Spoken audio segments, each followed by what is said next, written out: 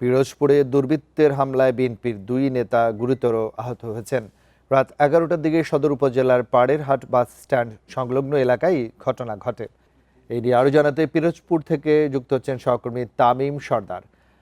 তামিম, আমরা যেটা দেখছিলাম যে বিএনপির দুজন নেতা গুরুতর আহত হয়েছেন এবং নির্বাচন পরবর্তী ধরনের হামলা আসলে কি কারণে ঘটেছে বলে আপনি জেনেছেন এবং আইনশৃঙ্খলা বাহিনী এখন পর্যন্ত কি ব্যবস্থা নিয়েছেন?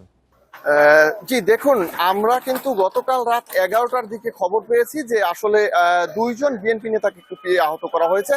আমরা খবর পেয়েই আসলে পিরোজপুর জেলা হাসপাতালে চলে যাই এবং জেলা হাসপাতালে গিয়ে আহতদের সাথে কথা বলার চেষ্টা করেছি। তারা আসলে দুজনই মোটামুটি ভালোই আহত।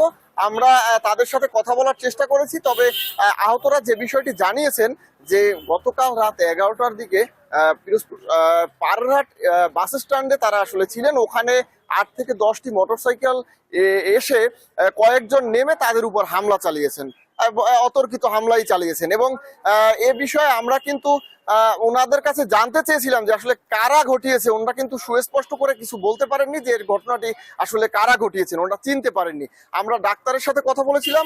পিরোজপুর জেলা হাসপাতালের কর্তব্যরত ডাক্তার রাজীব পেক যে বিষয়টি জানিয়েছেন যে আসলে তারা কিন্তু দুজনই আহত ছিলেন। একাধিক ধারালো অস্ত্রের আঘাত পিঠে, পায়ে এবং শরীরে পিটানোর দাগ কিন্তু রয়েছে এবং তাদের অবস্থা আশঙ্কাজনক দেখেই তাদের কিন্তু খুলনা রেফার করা হয়েছে। আমরা পিরোজপুর সদর থানার সাথে কথা বলেছি।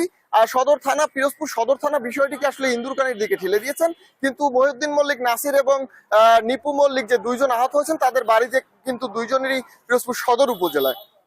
পাশাপাশি আমরা ইন্দুরকানী থানার ওসির সাথে কথা বলেছি এবং তিনি যে বিষয়টি জানিয়েছেন যে এখন পর্যন্ত তারা আসলে এই ঘটনার কোনো কারণ জানেন না, কি কারণে এই ঘটনাটি ঘটেছে এবং কারা ঘটিয়েছেন এ ধরনের কোনো তথ্যই আসলে তাদের কাছে নেই।